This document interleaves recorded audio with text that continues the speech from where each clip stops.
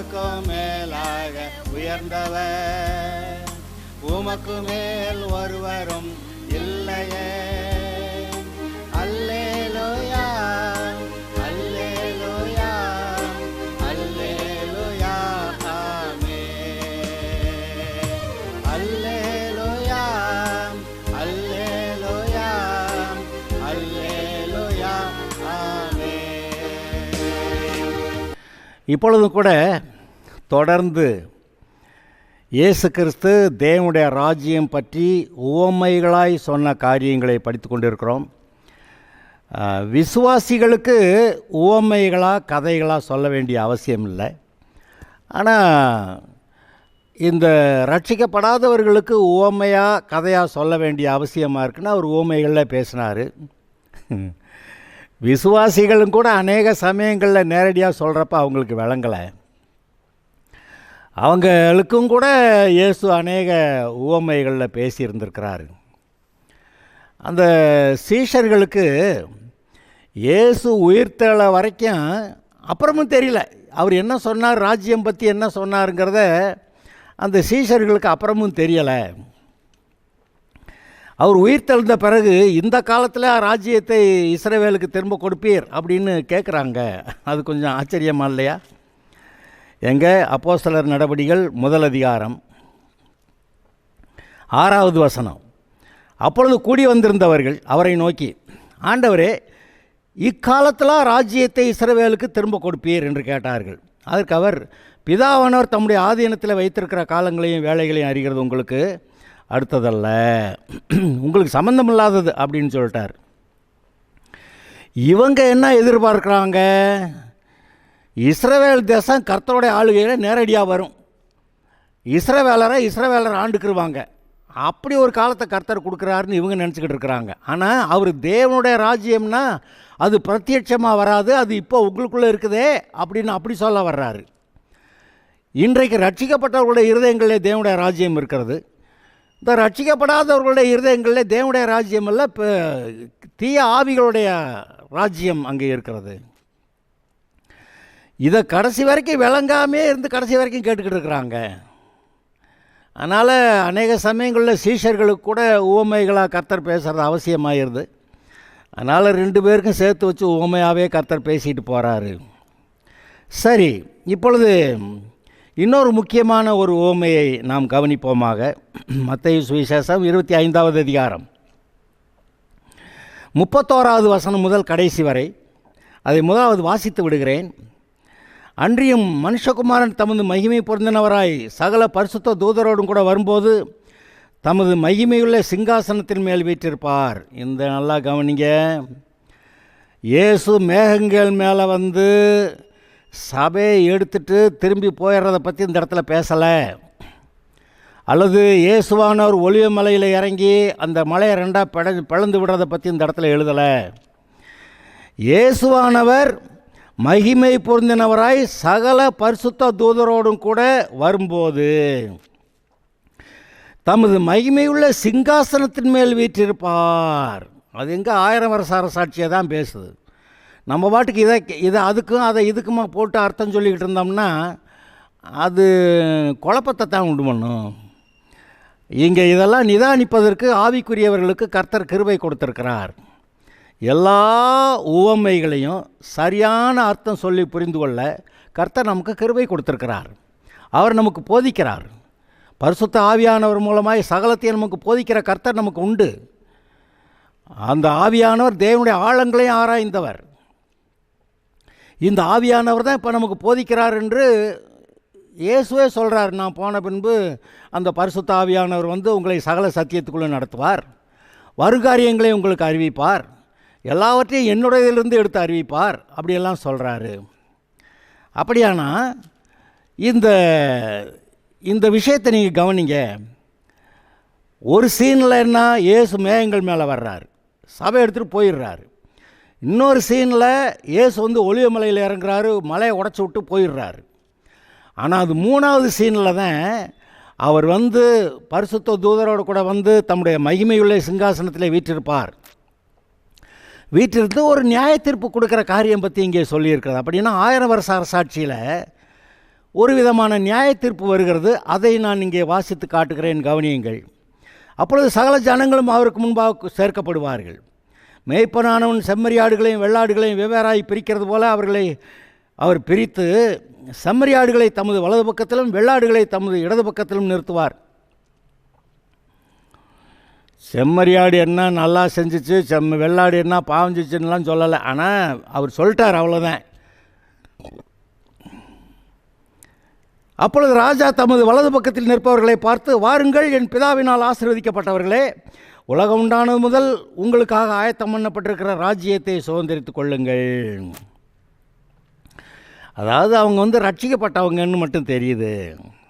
உலகம் உண்டானது முதல் கொண்டு என்னுடைய பிதா உங்களுக்காக ஆயத்தம் பண்ணின அந்த ராஜ்யத்தை சுதந்திரித்து கொள்ளுங்கள். யார்? அந்த ரட்சிக்கப்பட்டவர்களுக்கு ராஜ்யத்தை சுதந்திரிக்கிற அண்ட சராசரங்களிலும் அநேக ஆளுகைகளை பெற்றுக்கொள்கிறவர்களாய் அவர்கள் வருகிறார்கள். அவர்களை பற்றி என்ன சொல்கிறார் இவர்? பசியாக இருந்தேன், எனக்கு போஜனம் கொடுத்தீர்கள். தாகமாக இருந்தேன், என் தாகத்தை தீர்த்தீர்கள். அந்நியனாக இருந்தேன், என்னை சேர்த்து கொண்டீர்கள். வஸ்திரமில்லாதவனாக இருந்தேன், எனக்கு வஸ்திரம் கொடுத்தீர்கள். வியாதியாக இருந்தேன், என்னை விசாரிக்க வந்தீர்கள். காவலில் இருந்தேன், என்னை பார்க்க வந்தீர்கள். அப்படி சொன்னார். அது அந்த ஆளுகளுக்கு வேலை, மனுஷருக்கு வேலைங்களை.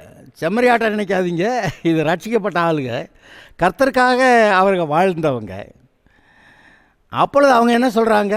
அப்பொழுது அந்த நீதிமான்கள் பிரதியுத்தரமாக, ஆண்டவரே, நாங்கள் எப்பொழுது உம்மை பசியுள்ளவராக கண்டு உமக்கு போஜனம் கொடுத்தோம், எப்பொழுது உம்மை தாகமுள்ளவராக கண்டு உம்முடைய தாகத்தை தீர்த்தோம், எப்பொழுது உம்மை அந்நியராக கண்டு உம்மை சேர்த்து கொண்டோம், எப்பொழுது உம்மை வஸ்திரமில்லாதவராக கண்டு உமக்கு வஸ்திரம் கொடுத்தோம், எப்பொழுது உம்மை வியாதி உள்ளவராகவும் காவலில் இருக்கிறவராகவும் கண்டு உம்மிடத்தில் வந்தோம் என்பார்கள்.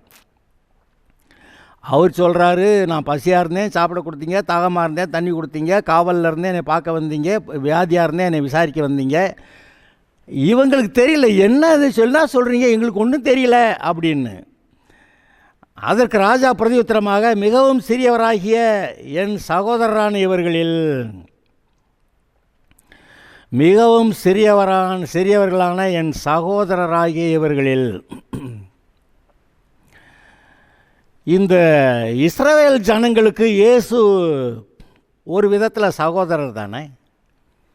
ஆபிரகாமின் சந்ததியில் தானே ஆபிரகாம், ஈசாக்கு, யாக்கோபு 12 கோத்திரம், அதில் யூதா கோத்திரத்தில் பிறந்து, இந்த யூதா கோத்திரத்தில் பிறந்த ஒரு ஆளாக இயேசு இருந்தார். அப்படியானா அந்த இஸ்ரவேல் ஜனங்களுக்கு 12 கோத்திர ஜனங்களுக்கு இவர் சகோதரன் தானே. அப்போ இவர் சொல்கிறாரு, என் சகோதரரான இவர்களில், அந்த இஸ்ரவேல் ஜனங்களுக்கு, நீங்கள் எதை செய்தீர்களோ அதை எனக்கே செய்தீர்கள் என்று மெய்யாகவே உங்களுக்கு சொல்லுகிறேன்.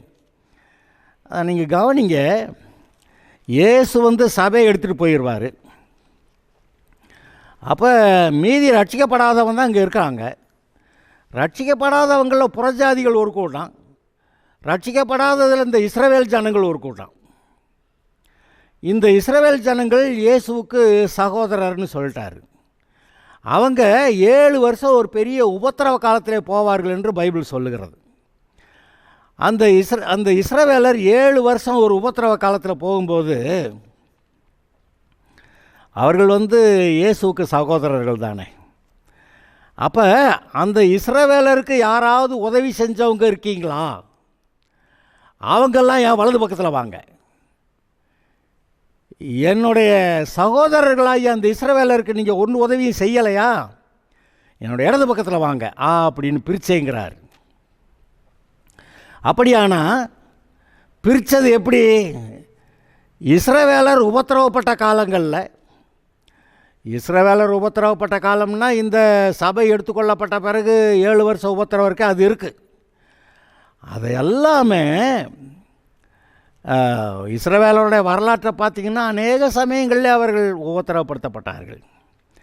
அவர்களுக்கு உதவி செய்தவர்கள் இருக்க தான் செய்தார்கள். அதெல்லாம் நீங்கள் நினச்சி பார்க்கலாம். ஆனால் இந்த இடத்துல இயேசு ராஜ்யத்திலே சிங்காசனத்திலே உட்கார்ந்து, அவர் சிங்காசனத்தில் உட்கார்ந்து அவர் காரியங்களை பேசுகிறார். அந்த 31வது வசனத்தை திரும்ப வாசிக்கிறேன். அன்றைய மனுஷகுமாரன் தமது மகிமை பொருந்தினவராய் சகல பரிசுத்த தூதரோடு கூட வரும்போது தமது மகிமையுள்ள சிங்காசனத்தின் மேல் வீற்றிருப்பார். இயேசு இஸ்ரவேல் தேசத்தில் எருசலேமில் இருந்து உலகெங்கேயும் ஆள போகிறவர். அங்கே எருசலேமில் இருக்க சிங்காசனத்தில் அவர் வீற்றிருந்து ஆளுகையை ஆரம்பித்திருக்கிறார்ல. அப்போ முதல்ல ஒரு சின்ன நியாய தீர்ப்பு கொடுக்க வர்றார். எது? இந்த உபத்திரவ காலங்களில் இஸ்ரவேலர், அதாவது என்னுடைய சகோதராகிய இஸ்ரவேலுக்கு உதவி செஞ்சவங்கள்லாம் யார், உதவி செய்யாதவங்க யார் அப்படின்னு பிரிச்சுட்டு அந்த உதவி செய்தவர்களை பார்த்து நீங்கள் எனக்கு உதவி செஞ்சீங்கன்றார். என்னென்னு? பசியாக இருந்தேன், தாகமாக இருந்தேன், அந்நியனாக இருந்தேன், வஸ்திரம் இல்லாதவனாக இருந்தேன், வியாதியாக இருந்தேன், அப்போ எங்களெல்லாம் பார்க்க வந்தீங்க, எங்களுக்கு அனுகூலமாக இருந்து உதவி செஞ்சீங்கன்னு. அவங்களுக்கு தெரியல. அவர் கடைசிக்கு சொல்கிறாரு, இந்த சிறியரில் அவர் என்னது மிகவும் சிறியவராகிய என் சகோதரரான இவர்களில் ஒருவனுக்கு நீங்கள் எதை செய்தீர்களோ, அந்த இஸ்ரவேல் தேசத்தில் சாதாரண ஒரு இஸ்ரவேலன், அவனுக்கு நீங்கள் எந்த உதவி செஞ்சீங்களோ அதை எனக்கே செஞ்சீங்க அப்படின்றாரு. இதுபோல் முன்ன ஒரு இடத்துல எங்கேயோ நம்ம கேட்டிருக்கிறோமா? சவுல் சபையை துன்பப்படுத்துவதற்கு இஸ்ரவேல் தேசத்தில் எவ்வளோ வேலை செஞ்சான்னு தெரியும். பிறகு பிரதான ஆசாரிய இடத்துல கடிதங்களை பெற்றுக்கொண்டு அதிகாரம் பெற்றுக்கொண்டு தமஸ்குள்ள இருக்கக்கூடிய அந்த கர்த்தருடைய பிள்ளைகள் விசுவாசிகளை சிறைப்பிடித்து கொண்டு வந்து இங்கே நியாயம் தீர்க்கணும்னு சொல்லி அந்த பிரதான ஆசாரியர்கள்ட்ட கடிதம் வாங்கிட்டு தமஸ்குவுக்கு போகிறேன். இது அளவுக்கு மிஞ்சி போகுது அப்படின்னு கர்த்தர் பார்த்து தமஸ்குவுக்கு போகிற வழியில் அவனை சந்தித்தார். அப்போ சந்தித்த போது பெரிய பிரகாசமான ஒளி அங்கே பிரகாசித்தது. எல்லோரும் கீழே விழுந்தாங்க. இந்த சவுல் கீழே விழுந்தான். ஆனால் அவன் குருடனாயிட்டான். அப்பொழுது அவனிடத்தில் பேச கேட்ட ஒரு சத்தம். அவனுக்கு என்ன சத்தம் கேட்டுச்சு? அப்பொழுது சவுலே சவுலே, நீ என்னை ஏன் துன்பப்படுத்துகிறாய் என்று தன்னுடனே சொல்லுகிற ஒரு சத்தத்தை கேட்டான். அதற்கு அவன், ஆண்டவரே நீர் யார் என்றான். அதற்கு கர்த்தர், நீ துன்பப்படுத்துகிற இயேசு நானே, முள்ளில் உதைக்கிறது உனக்கு கடினமாம் என்றார். அவன் நடுங்கி திகைத்து, ஆண்டவரே நான் என்ன செய்ய சித்தமாயிருக்கிறீர் என்று கேட்டான். அதற்கு கர்த்தர், நீ எழுந்து பட்டணத்துக்கு போ, நீ செய்ய வேண்டியது அங்கே உனக்கு அறிவிக்கப்படும் என்று சொன்னார். அங்கே இயேசுவானவர் சவுல்கிட்ட பேசுகிறப்ப, நீ துன்பப்படுத்துகிற இயேசு நானேன்னு சொல்லிட்டாரு. அது என்ன நடக்குது? இவன் ரட்சிக்கப்பட்ட விசுவாசிகளை தான் துன்பப்படுத்துகிறான். ஆனால் அவர் என்ன சொல்லிட்டார்? நீ துன்பப்படுத்துகிற இயேசு நானேன்னு.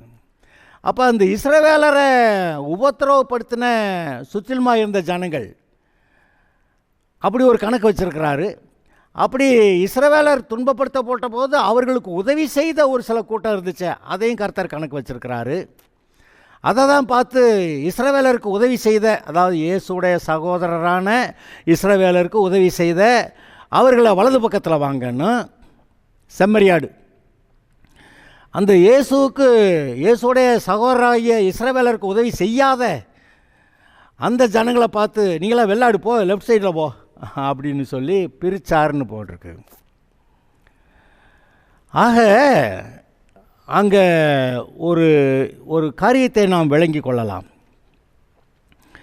செம்மறியாடுகளாய் இயேசுடைய சகோதரருக்கு உதவி செய்தவர்களாக இருந்தவர்கள் அந்த இயேசுடைய ஆசீர்வாதத்தில் அவர்கள் இருப்பார்கள்.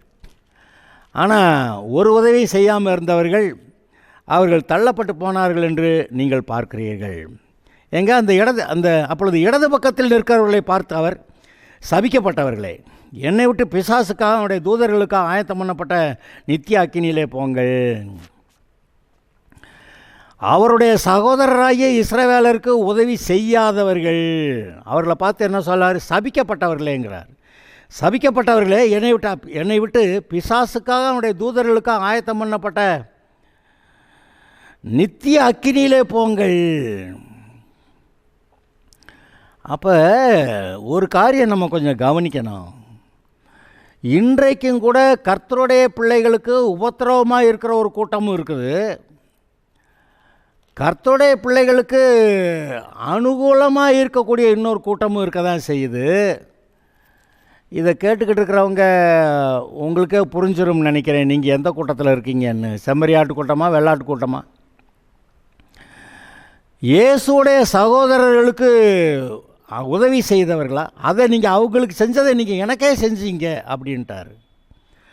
அதே போல் சவுல் வந்து சபையை துன்பப்படுத்துகிறப்ப நீ துன்பப்படுத்துகிற இயேசு நானேன்ட்டார்.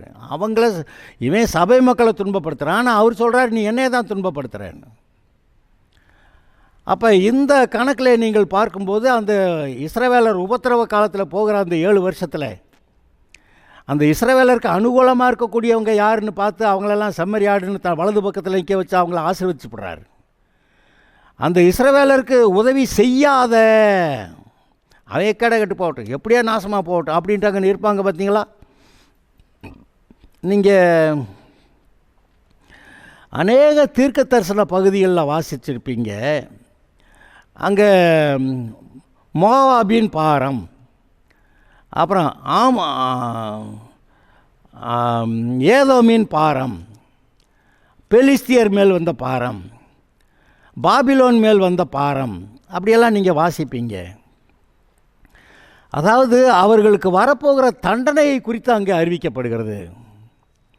அந்த இஸ்ரவேலரை சுற்றி இருந்த மோவாபியர், அம்மோனியர், மீதியானியர், பெலிஸ்தர், ஏதோமியர்,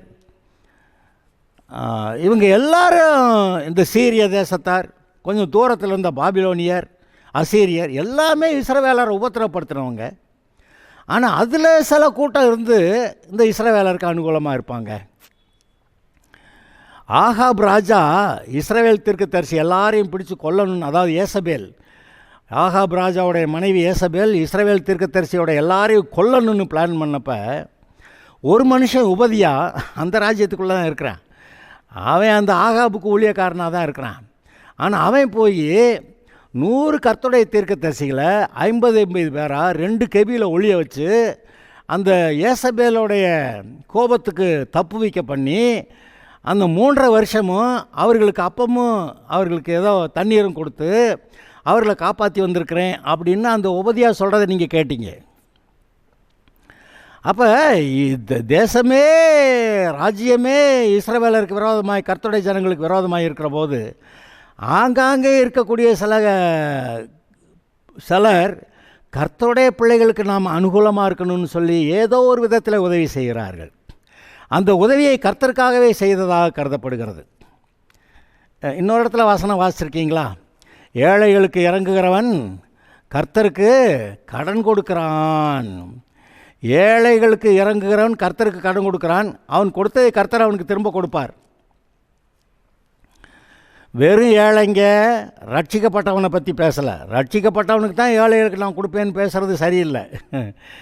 சூழ்நிலையை பார்க்கும்போது அவனுடைய சூழ்நிலையில் அவனுக்கு நம்ம ஏதாவது உதவி செய்யணும், உங்கள் மனசில் பட்டால் செய்யணும். அவன் விசுவாசி இல்லை அப்படியெல்லாம் நினைக்கக்கூடாது. ஆனால் இஸ்ரவேலர்லாம் அப்படி செஞ்சாங்கன்னெலாம் போட்டிருக்குது. அந்த ஓய்வு நாளில் ஏதாவது ஒரு கட்டடம் இடிஞ்சு வச்சு அதில் ஒருத்தன் இடிஞ்ச கட்டடத்தை சிக்கிட்டு கிடக்கிறான்னாக்க அந்த இஸ்ரவேலர் வந்து என்ன செய்வாங்களாம், 1-2 கல்லை எடுத்து போட்டு அங்கே அந்த கட்டட இடிபாடில் சிக்கியிருக்கிறவன் இஸ்ரவேலனா புறஜாதியானான்னு பார்ப்பாங்களாம். முதல்ல அவன் புறஜாதியானாக்க அப்படியே விட்டுட்டு போயிடுவாங்களாம். அவன் இஸ்ரவேலனாக்க அந்த இடிபாடுகள்லேருந்து கொஞ்சம் காப்பாற்றி விடுவாங்களாம். என்னது? அப்போ இந்த காலத்தில் நான் விசுவாசினா உதவி செய்வேன், அவிசுவாசினா உதவி செய்ய மாட்டேன், அந்த கணக்கா? இல்லையே. ஏழைகளுக்கு இறங்குறவன் கர்த்தர் கடன் கொடுக்குறான்னு சொல்லிட்டாரு. அது சில சமயத்தில், எப்போதுமே அந்த ரட்சிக்கப்படாதவர்களுக்கு பொதுவாக நம்ம எதுவும் செய்ய வேண்டியதில்லை. அவங்க ராஜ்யத்தில் இருக்கிறாங்க, அந்த ராஜ்யத்தில் இருக்கவங்க அவங்களுக்கு எல்லாம் செஞ்சுக்கிடுவாங்க. ஆனாலும் சில தனிப்பட்ட காரியங்களிலே, தனிப்பட்ட சூழ்நிலைகளிலே உங்களுக்கு தோணும் இவனுக்கு உதவி செய்யணும்னு தோணும், அதை செஞ்சிடணும். அப்போ நீங்கள் கர்த்தருக்கு கடன் கொடுத்தது போல், ஏழைகளுக்கு இறங்குறவன் கர்த்தருக்கு கடன் கொடுத்தது போல் அது வருகிறது. கர்த்தர் அதுக்கு திருப்பி கொடுப்பாருன்னு போட்டிருக்கு. அப்போ நாம் சாதாரண மனுஷருக்கு உதவி செய்கிறத கர்த்தர் எனக்கே செய்தீங்கன்றார். அவருக்கு என்ன வருத்தமா, என்னுடைய சாயலில் என்னுடைய ரூபத்தில் இருந்த இந்த மனுஷரை பிசாசு எப்படி பாவத்துக்குள்ளாக்கி எவ்வளவு கேடுபாடுகளுக்குள்ளே, வியாதிக்குள்ளே, தரித்திரத்துக்குள்ளே, சண்டைகள், குழப்பங்கள், யுத்தங்களுக்குள்ளே போட்டு ஜனங்களை கொல்றான் அப்படின்னு பார்த்து அவருக்கு மனவேதனை அதிகமாக இருக்கிறது. அப்படி வேதனைப்படுகிற ஜனங்களுக்கு யாராவது ஒரு உதவி செய்கிறேன்னு சொன்னால் அது கர்த்தருக்கு சந்தோஷமாக இருக்கிறது. அதைத்தான் இங்கே சொல்லிட்டாரு.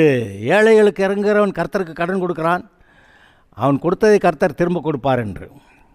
அதே போல் இஸ்ரவேலரை அந்த காலங்களில் உபத்திரவப்படுத்தப்பட்ட போது அவர்களுக்கு உதவி செய்தவர்கள் செம்மறியாடுகளாக வலது பக்கத்திலும், உதவி செய்யாதவர்கள் அந்த வெள்ளாடுகளாக இடது பக்கத்தில் நிறுத்தப்பட்டார்கள். அந்த உதவி செய்யாதவர்களை சபிக்கப்பட்டவர்கள்னு சொல்லிட்டார். நீங்கள் பிசாசுக்காக அவனுடைய தூதர்களுக்காக ஆயத்தம் பண்ணப்பட்ட அந்த நரகத்தில் போங்க அப்படி சொல்லிட்டார். ஆனால் அந்த செம்மறியாடுகள், அந்த இஸ்ரவேலருக்கு உதவி செய்தவர்கள், அவங்க இயேசுனார் சொல்கிறாரு, நான் வியாதியாக இருந்தேன் என்னை பார்க்க வந்தீங்கன்றாரு. நாங்களே உங்களை எப்போ பார்த்தோம் அப்படி அவங்களுக்கு தெரியல. ஆனால் என்னுடைய சகோதரர்கள் சிறியவர்களாகி இவனுக்கு நீ என்ன செஞ்சோ அதை எனக்கே செஞ்சேன்னு கர்த்தர் சொல்லி அப்போ பிரிச்சுட்டாரு. பார்த்தீங்களா, மனசு, ஏழைகளுக்கு இறங்குற மனசு. மற்றவர்கள் உங்களுக்கு என்ன செய்ய வேண்டும் என்று நினைக்கிறீர்களோ நீங்கள் அதையே அவர்களுக்கு செய்யுங்கள். அப்படி தானே அவர் அன்பின் கட்டளையில் சொல்லிட்டாரு. முதலாவது தேவனுடைய ராஜ்யத்தை, அவருடைய நீதியை தேடுங்கள், அப்பொழுது இவைகளெல்லாம் உங்களுக்கு கொடுக்கப்படும் சொன்னவர். முழு இருதயத்தோட, முழு ஆத்மாவோட, முழு பலத்தோட கர்த்தரத்தில் அன்பு கூர்ந்து அது தேவனுடைய ராஜ்யத்தை தேடி அப்படி இருக்கணும்னு சொன்னார். அப்புறம் உன்னிடத்தில் நீ அன்பு கூறுகிறது போல் பிறனிடத்தில் அன்பு கூறுவாயாக அப்படின்னாரு. அப்படி மற்றவர்களுக்கு நீங்கள் அன்பு கூறும்போது, நன்மை செய்யும்போது அதில் நியாயப்பிரமாணமும் தீர்க்க தரிசனங்கள் எல்லாம் நிறைவேறும்னு வேறு சொல்லிவிட்டார். பார்த்தீங்களா, அப்போ அன்பு தேவ அன்பு தவிர உண்மையான அன்பு கிடையாது. ஆனால் இந்த அன்பு கூறுகிறவர்களை பற்றி பேசும்போது இந்த உண்மையான அன்பை பற்றி, தேவ அன்பை பற்றி இங்கே பேசி கொண்டிருக்கிறார். இஸ்ரவேலர் கர்த்தருடைய ஜனம், இயேசுடைய சகோதரர்கள். அவர்களுக்கு உதவி செஞ்சால் அவருக்கே உதவி செஞ்சது போல் கவுண்ட் பண்ணுறாரு. அவருக்கு உதவி செய்யாதவங்களை நீ எனக்கு உதவி செய்யலைன்னு அங்கே பிடிச்சிக்கிட்டு சபிக்கப்பட்டவர்களேன்னு சொல்லிட்டார். அது மாத்திரமில்ல, பிசாசுக்கு அவனுடைய தூதர்களுக்கு ஆயத்தம் பண்ணப்பட்ட நரகத்திலே போங்கள்னார். அவங்களும்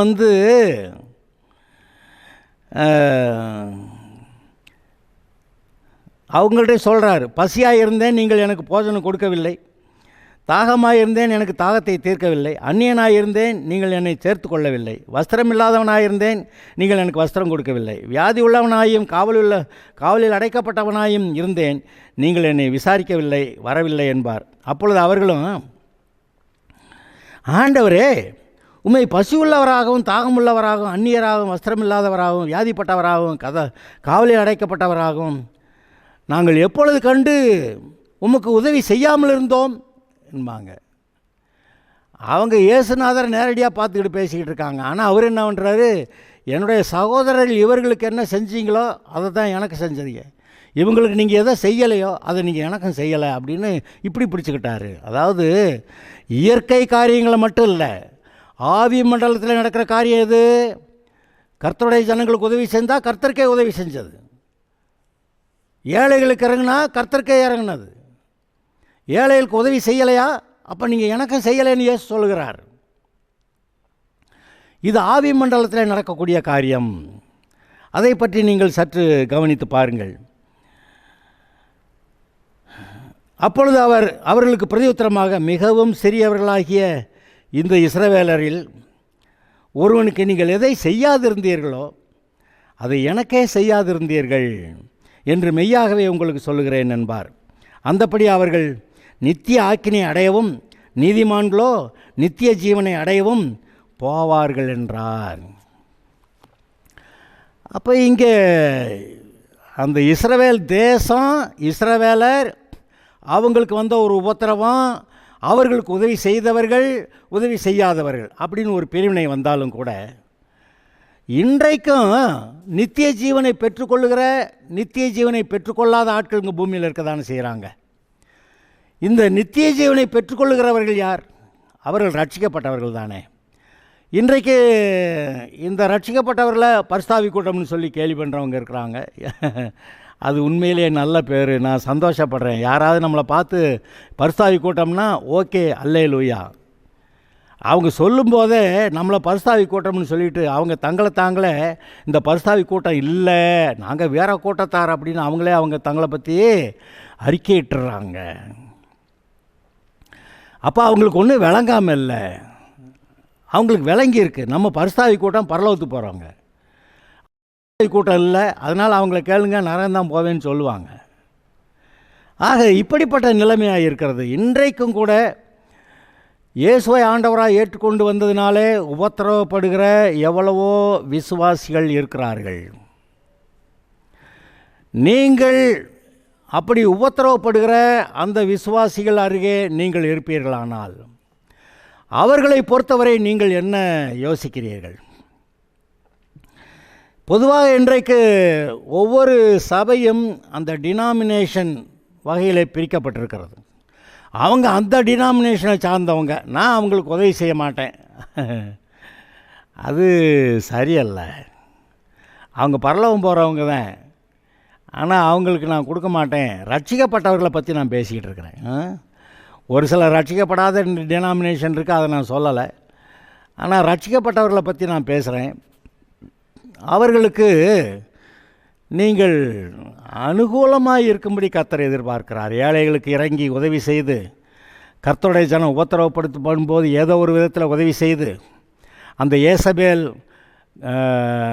தீர்க்கதரிசி கர்த்தருடைய தீர்க்கதரிசிகளை கொலை செய்ய வேண்டும் என்று வந்தபோது 100 தீர்க்கதரிசிகளை ஓபதியாக எடுத்து 50 பேராக அந்த குகைகளில் ஒழித்து வச்சு அவர்களுக்கு சாப்பாடு தண்ணி கொடுத்து காப்பாற்றி வந்தது போல், இன்றைக்கும் எந்த விதத்தில் உங்களுக்கு முடியுமோ அந்த அளவுக்கு விசுவாசிகளுக்கு நீங்கள் அனுகூலமாக இருந்து ஒரு உதவி, சின்ன சின்ன உதவி, உங்களால் ஆன ஒரு உதவி.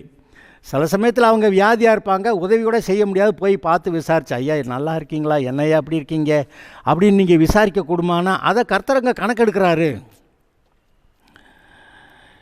ஒரு கலசம் தண்ணீர்னாலும் என்னுடைய, அதாவது தீர்க்கதரிசிகள் என்ற நாமத்து நிமித்தம் ஒரு கலசம் தண்ணீர் கொடுத்தாலும் கூட அதற்கான பலனை அவன் அடையாமல் போக மாட்டான் அப்படின்னு இயேசு சொன்னாரா இல்லையா? அப்போ நாம் கர்த்தருடைய பிள்ளைகளுக்காக பரிந்து பேசி அவர்களுக்காக அக்கறை கொண்டு தேவைப்படுகிற சில சமயங்களிலே கர்த்தர் உங்களையே ஏவி அதை செய்ய சொல்லுவார் என்றால் நம்ம செய்யணும். அதை பிரிவினை பார்த்து கொண்டு இருக்கக்கூடாது. கர்த்தருடைய ஜனங்கள் அப்படிங்கிற ஒரு ஒருமைப்பாட்டுக்குள்ளே, யூனிட்டிக்குள்ளே நீங்கள் பார்க்கணுமே ஒழிய அந்த டினாமினேஷன் இந்த டினாமினேஷன் நீங்கள் பிரிவினை பார்க்கக்கூடாது. அதனால தான் நம்ம சபை மக்களுக்கு சொல்லுவேன், சமயத்தில் அந்த கொரோனா காலத்தில் எல்லாம் நீங்கள் இந்த வாரத்தில் கர்த்தருக்கென்று காணிக்கையாய் குறித்திருக்கிற அந்த பணத்தை கையில் எடுத்துக்கங்க, உனக்காக ஜெபம் பண்ணுறேன்னு சொல்லிட்டு அந்த பணத்தை உங்களை சுற்றிலுமாக இருக்கிற அந்த தகுதியானவர்களுக்கு நீங்கள் உதவி செய்து அதை பயன்படுத்தலாம்னு நான் சொல்லியிருக்கேனா இல்லையா? அது பாருங்கள், அந்த கொரோனா காலத்தில் எங்கேயும் போக முடியாது, வேலைக்கு போக முடியாது, சம்பாதிக்க முடியாது, எதை சாப்பிட்றது? அப்படிப்பட்ட நிலைமையிலே உங்களுக்கு கர்த்தர் ஏதோ உங்களுக்கு தேவையானதுக்கு அதிகமாக கர்த்தர் கொடுத்து வைக்கிறார். அதான் நாங்கள் விஷயமே. அது நாம் தேவைக்கு அதிகமாக ஆசீர்வதிக்கப்படுகிறவர்கள். அதனால் இப்போ கர்த்தருக்கு கொடுக்குற காணிக்கையை கூட நீங்கள் எடுத்து உதவி செய்யலாம் அப்படின்னு நான் சொன்னேன். நான் அதை நீங்கள் நினைத்து பாருங்கள். கர்த்தருக்காக நாம் செயல்படுகிறவர்கள், கர்த்தருடைய ராஜ்யம், கர்த்தருடைய ஜனங்கள், ரட்சிக்கப்பட்டவர்கள், அந்த அவிசுவாசிகள் ரட்சிக்கப்படுறதுக்கு என்ன உதவியாக இருக்குமோ அதை செய்யலாம். அல்லது ரட்சிக்கப்பட்டவர்கள் உபத்திரப்படுறாங்களா அவங்களுக்கு ஏற்ற உதவியை செய்யலாம். கர்த்தருடைய உள்ளத்தில் ஏவுகிற காரியங்களை நீங்கள் செய்து, அப்படி செய்யும்போது நீங்கள் கர்த்தருக்கே அதை செய்தீர்கள் என்று கர்த்தர் சொல்லுகிறார். அதில் தான் பாருங்கள், வலது பக்கத்தில் செம்மறியாடுகள், இடது பக்கத்தில் வெள்ளாடுகள்னு பிரிஞ்சு போகுது. ஆக நீங்கள் இப்பொழுது யோசித்து பாருங்கள், நாம் கர்த்தருக்கு சித்தமானதை செய்து முன்னேறுகிறவர்களாய் இருப்போமாக. கர்த்தர் நம்மோடு கூட இருக்கிறார், நம்மை ஆசீர்வதிப்பார். Okay, God bless you.